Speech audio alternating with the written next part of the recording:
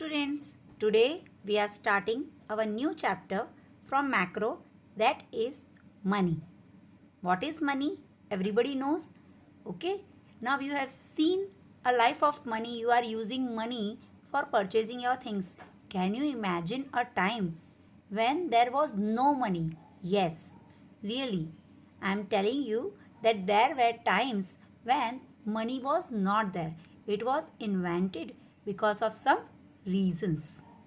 This we can say as currency evolution. Currency evolution means what? The money was invented afterwards. First, there were barter exchange. Then coins came in existence. Coins of various metals came in existence. Gold, silver, copper and other metals. And then paper currency came, which we are using right now also. You have also heard about plastic money. ATM card, debit card, credit card, this you have seen. Okay, and mobile money. You are doing transfers from mobiles. This is currency evolution. First, currency, it may be in the form of coins or paper money, right? Now, all coins are token money. That is, the intrinsic or the value of metal contained in the coin is less than its face value. Otherwise, what the public will take?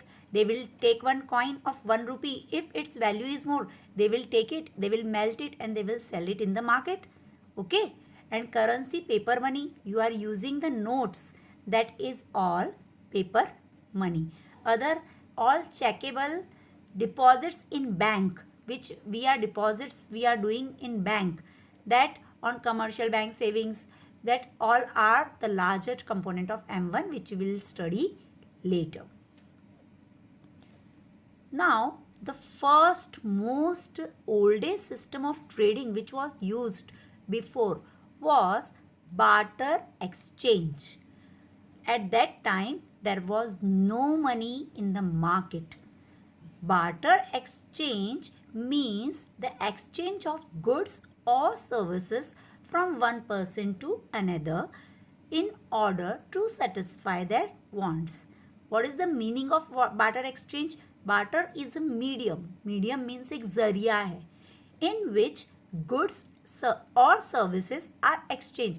Goods या services, goods यानी कोई भी commodities, कोई भी चीज़, rice, wheat, jowar, bajra, whatever they want, या services, कोई काम करके देना, that is services, are exchange directly. एक दूसरे के साथ डायरेक्टली वो बात कर लेते थे और जाकर एक्सचेंज कर देते विदाउट अ कॉमन यूनिट. उनके पास कोई कॉमन यूनिट नहीं था. That was money. That means barter exchange. At the time of barter exchange there was no money. अब इसके कुछ एडवांटेजेस भी थे और disadvantages. What were the advantages? easy exchange. It was very easy to exchange. I am going to some person and I am saying, I am having rice, you are having wheat. Please, you take my rice and you give me wheat. Instant exchange. I don't have to wait. On the spot, I have gone and it is exchange. Limited production. Whatever one person was having, that only he can exchange to the other one. Now, what are the disadvantages? Disadvantages means there were good things also, but every coin has two sides. Same thing here, disadvantages also were there. Issue of double coincidence of wants means both of them don't need the same thing. If I am having rice and I am telling the person you need rice, they are saying no, I don't need rice, I will not exchange my wheat with you, I have to search some other person. Difficulty in storing. It was very difficult to store it for longer time. And problem of measurement. You can't measure it in proper manner. Now these limitations are a part of our syllabus. So barter exchange and its limitations, which are covered in our syllabus, now we will study it in detailed manner. First limitation, lack of double coincidence of wants. Now this word is very important, double coincidence of wants. Double coincidence of wants का मतलब होता है कि अगर एक person है जो for example ए है जो एक्सचेंज करने गया है बी के साथ. अभी हम लोग यहाँ पर वीट और राइस का एग्जांपल ले लेते हैं. ए के पास वीट है, वो बी के पास गया और बी को बोला, बी आपके पास राइस है, मुझे राइस की ज़रूरत है, आप मेरे से वीट ले लीजिए और मुझे राइस दे दीजिए. But we told I don't need wheat, मुझे वीट से मेरा राइस को एक्सचेंज नहीं करना है क्योंकि मुझे तो शुगर की ज़रूरत है. अब क्या होगा, मुझे किसी और पर्सन को ढूंढना पड़ेगा जिसको उस चीज़ की ज़रूरत हो. यानी double coincidence of wants is that both the person, the things which they are having for exchange, the both person then require the same thing for exchanging with each other. Understood? This is called as double coincidence of wants. This was lacking. Next, common measure value. In barter system, all commodities are of not equal value. When you go in the market and you ask for price, wheat, rice, everything has different prices. That time when I am exchanging something with the other, I have told in example also, A has wheat and B has rice, then they can't decide how much kg of wheat will be exchanged for how much kg of rice. This was a big problem at the time of exchange because they were not knowing the value of each commodity. So it was difficult to have common measure of value. Lack of standard deferred payment. In barter system, it was not possible how much to pay today, tomorrow, because they don't know the specific commodity for repayment. Whatever they used to take for buying or selling, it was not having a proper value. The borrower may not be able to arrange goods of exactly same quality at the time of repayment. They must have told to each other that you must give me this quality of rice after 6 months. It was not possible to give the same quality. There may be conflicts. Conflicts means difference of opinion regarding the specific commodity. They must be thinking that this commodity is costly. Why should I exchange with this commodity which is cheap? Next, third point, the commodity to be repaid may lose or gain its value at the time of repayment. Today, you have seen in market that gold, silver, the rates are going up and down. In that time also, they must be thinking that now, if this value of commodity is there, it may gain or it may lose in future. It's very difficult to make deferred payments in the form of goods. When there were goods, it was very difficult to find out what type of payment was there. Next, lack of store value. Most of goods like rice, wheat, vegetables, they are perishable goods. Means they can't be stored for longer time. As a result, they were not able to store their money, means in the form of goods. When they were having goods, they were not having money. Now for future, they can't store anything, right? Now because of all those problems of barter system, money came in existence. What money can do for you is what is really important. Money can do for you is that can give you freedom of choices to buy, to purchase goods, whatever you want from the place where it is available. On the other hand, when you do not have much money, choice may be something that you cannot afford. Now, functions of money. Whichever limitations you have studied in barter exchange, the same were solved when money was evolved. Medium of exchange, measure of value, store of value, and standard of deferred payment. They were solved. This is the main functions of money.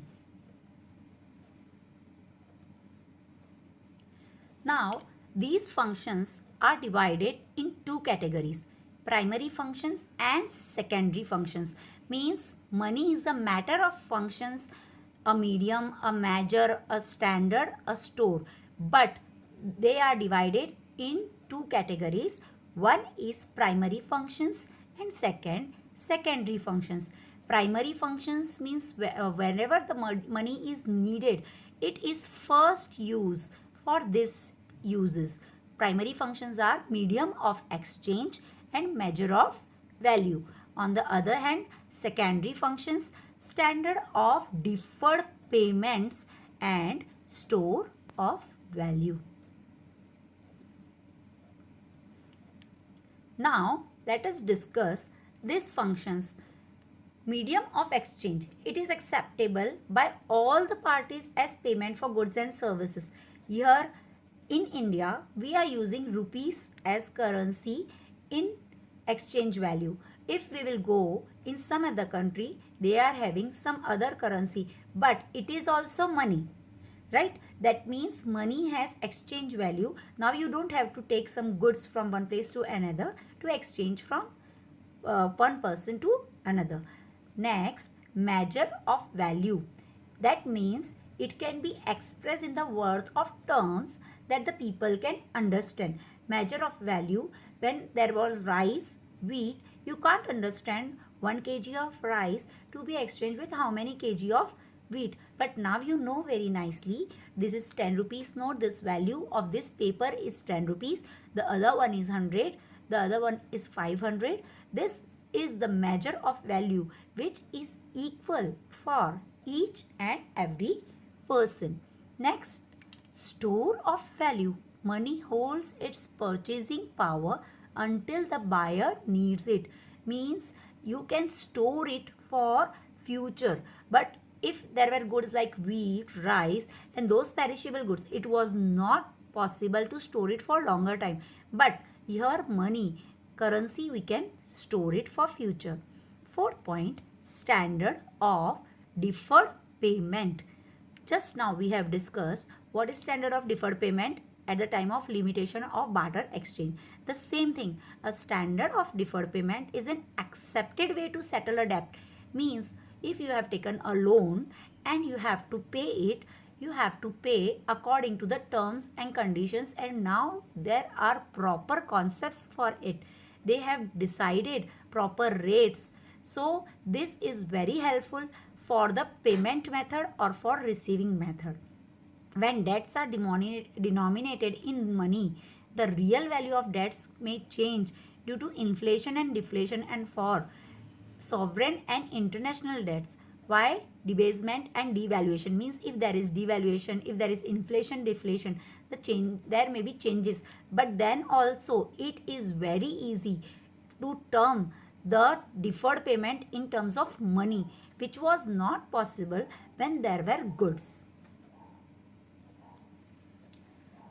The same thing what we have studied, there were some drawbacks at the time of barter exchange which have overcome by money. Let us discuss it. Removes the problem of lack of double coincidence of wants. Means money has removed the problem which was there in barter system for double coincidence of wants. Provides a common measure of value. Money has provided a proper common measure of value which was not possible at the time of barter exchange. Goods can be stored easily and economically. Now, because it is money and there are no perishable goods, it can be stored easily and economically, which was not possible at the time of barter economy. Simplifies borrowing and lending operations. Difficulty means there were difficulties of lending and borrowings when they were going for loans or they were going to repay it. It was very difficult at the time of barter exchange. Now it is very easy, and money is the most liquid while barter economy lacks liquidity. Now next is money supply. Okay, what is money supply? It refers to the total volume of money held by public. Total volume of money held by public means public is having the money in the form of currency, coins, other measures, okay, at a particular point of time in an economy. At a particular point we have studied when we have studied circular flow of income. That means what this definition says, it is included in the features. What are the features of money supply? It includes money held by a public only. Means we are not talking about any other persons except the public only. Who are public? The general public in the market, how much money is there. Means the term public, it signifies the money using sector. Who is using money? That may be individuals or business firms. We are talking about that only. We are not talking about any government or banking sectors. Okay, that means a public, it includes money held by public only. And second, it is a stock concept. What is a stock concept? When we have studied circular flow of income, that time we have studied what is stock concept. So it is a particular point of time, that's why it is called as stock concept. Now, money supply aggregates in India. RBI calculates various concepts of money supply which are known as measures of monetary aggregates. Now, this is very important. Sometimes in exam they are asking what are the measures of money supply. M1, M2, it is asked individually sometime. Okay. Now, M1, currency with public. Currency with public means in the form of coins or notes, plus demand deposits of public with banks. This is very liquid assets. Means whenever you want cash, you can take it easily and use it. This is a very narrow concept of money. It is also called as narrow money. Next is M2. M1 means whatever is included in M1, all that points are included, plus one more thing, post office savings deposits are included in M2. That means if we will write M2 formula, if it is asked in exam only M2 formula, then we can't write M1 plus post office savings deposits. We have to write M2 is equal to currency with public, that is coins and notes, plus demand deposits of public with banks, plus post office savings deposits. When we are writing all together, that time only we are writing M1 plus post office savings deposits. Next, M3. What is M3? M3 means M2 plus, means everything what is included in M2 is included in M3, plus it is having more item. What is that? Time deposits of the public with banks, plus other deposits with RBI. It includes all the deposits which you have. Time deposits means FDs. You have seen FDs, fixed deposits, term deposits. These are time deposits of public with banks, plus all other deposits with RBI. It is known as broad money. These are asked in objectives. Dash is known as broad money, dash is known as narrow money. M4. M4 states M3 means all those things which are included in M3, plus all other deposits with post office. Means what we have taken in M2, post office savings deposits, and here it is different, all other deposits with post office. M3, if we say M4 includes everything, because in M3 all the formulas are included, only one thing was left, post all other deposits with post office, and that was included in M4. That means M4 is a formula which includes all the formulas in it. So these are the short forms of the formula which we have discussed, right? Currency with public plus demand deposits with banking system, all current account, savings account. We are including all the banking accounts, M2, M3 and M4. Now, what are the motives? Money is used as transaction motive, precautionary motive and speculative motive. Means money is used by other persons in a different manner. Which motive that person wants, that is his motive for using the money. Let's discuss this in details. What are transactions motive? Means to meet the payments arising in ordinary course of business. You have heard about business transactions. Whenever you are doing business transactions, that time money is taken or paid. That all transactions which we are doing in the form of monetary forms are all transactions motive. It may be in the form of check, it may be in the form of bills of exchange, it may be in DD form. So all those transactions motive which we are using for money is included here. Speculative motive. It is used to take advantage of temporary opportunities. You have heard about shares. They are uh, purchased by the person because they think that in future this may be rising or this may go down. This is for future. Now to take the advantage of temporary opportunity, the speculative motive is done. Speculation means they are thinking that in future the currency will rise or fall. It may be in speculation is also done, we can say, in dollars, in shares, in various things speculations are done. Speculation is done in the form of call or put option also. Next is precautionary motive. Precautionary motive means it is having a motive to maintain a cushion or buffer to meet unexpected cash needs. You must have listened at home from your parents that this money is kept for emergency purposes. That is all precautionary motives. Precautionary motives means they have kept this money for some uncertain or some future transactions which they don't know. Now we are having some things. If there is calamity, natural calamity, what happens? The money which we are having in hand, the same time we are using those money only. So unexpected, that is unexpected cash needs. Monetary policy of India. The Central Monetary Authority is RBI. In India, the main central monetary authority who is controlling the whole money power of the country is RBI. Okay, so who is the Central Monetary Authority? It is RBI. It is so designed as to maintain the price stability in economy.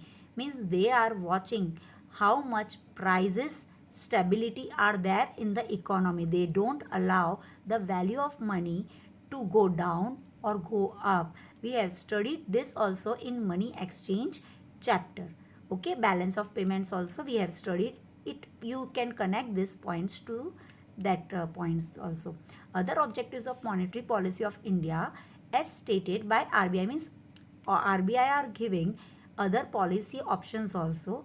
Controlled expansion of bank credit, promotion of fixed investment means they are giving bank credit for expansion, restriction of inventories. Inventories yani stock, you have to restrict the inventories. Promotion of exports and food procurement operations means there are promotions for export. They are helping you so that you can promote your business and expand it. Desired distribution of credit, they are giving credit options. Equitable distribution of credit. And next, equitable distribution of credit means they are giving us proper equitable distribution of credit for other transactions. Next, to promote efficiency, it helps the market options to promote efficiency of money in the market, reducing the rigidity. It controls the money. You have known of demonetization. When that at that time the market was having crisis of money. You have seen those crises. At that time the RBI has taken decision that you will be having this much money in the market and you can do these payments and the currency will be exchanged for a particular day. We were having some options also. That's all for the day. Thank you. Our chapter of money is over.